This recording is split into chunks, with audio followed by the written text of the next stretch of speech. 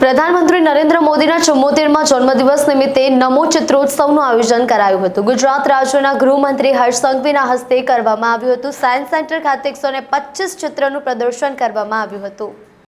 સુરતમાં વડાપ્રધાન નરેન્દ્ર મોદીના જન્મદિવસના અવસરે સંપ્રીતિ ફાઉન્ડેશન દ્વારા નમો ચિત્રનું આયોજન કરવામાં આવ્યું હતું। આ ચિત્રોત્સવમાં વડાપ્રધાન નરેન્દ્ર મોદીના જીવન સાથે જોડાયેલા 125 કરતાં વધારે ચિત્રો પ્રદર્શનમાં મૂકવામાં આવ્યા હતા। ચિત્રોત્સવના ઉદ્ઘાટન કાર્યક્રમમાં ગૃહ રાજ્યમંત્રી હર્ષ સંઘવી ઉપસ્થિત રહ્યા હતા। વડાપ્રધાન નરેન્દ્ર મોદીના જન્મદિવસના અવસર શહેરના અલગ અલગ જગ્યાઓ પર અલગ અલગ રીતે ઉજવણી કરવામાં આવી રહી છે, ત્યારે સંપ્રીતિ ફાઉન્ડેશન દ્વારા નમો ચિત્રોત્સવનું આયોજન કરવામાં આવ્યું હતું। આ ચિત્રોત્સવ અંતર્ગત વિશેષ ચિત્ર પ્રદર્શન યોજવામાં આવ્યું હતું। વડાપ્રધાન નરેન્દ્ર મોદીને 125થી વધારે આકર્ષક ચિત્રો પ્રદર્શનમાં મૂકવામાં આવ્યા છે। મહત્વની વાત એ છે કે નમો ચિત્રોત્સવનું ઉદ્ઘાટન ગૃહ રાજ્યમંત્રી હર્ષ સંઘવીની ઉપસ્થિતિમાં કરવામાં આવ્યું હતું।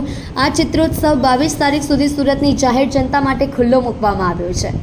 આ કાર્યક્રમમાં ઉપસ્થિત રહેલા ગૃહ રાજ્યમંત્રી હર્ષ સંઘવી દ્વારા જણાવવામાં આવ્યું છે કે ઘણા નેતાઓને આપણે જન્મદિવસ જોયા છે, નેતાઓના જન્મદિવસના મોટા હાર જોયા હશે, મોટી પાર્ટીઓ જોઈ હશે, પરંતુ હાલના પ્રધાનમંત્રી એક એવા નેતા છે જેમણે જન્મદિવસની પ્રત્યેક નાગરિક તેમજ તમામ વર્ગના લોકો ઉજવણી કરે છે।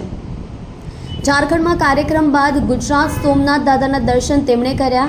ત્યારબાદ મોડી રાતે વડાપ્રધાન નરેન્દ્ર મોદી પરત ફર્યા, છતાં પણ વહેલી સવારથી તેઓ ફરીથી કામે લાગી ગયા। અમદાવાદમાં ગયા અને મેટ્રોના કામ કરનારા યુવકો સાથે તેમણે ચર્ચા કરી હતી।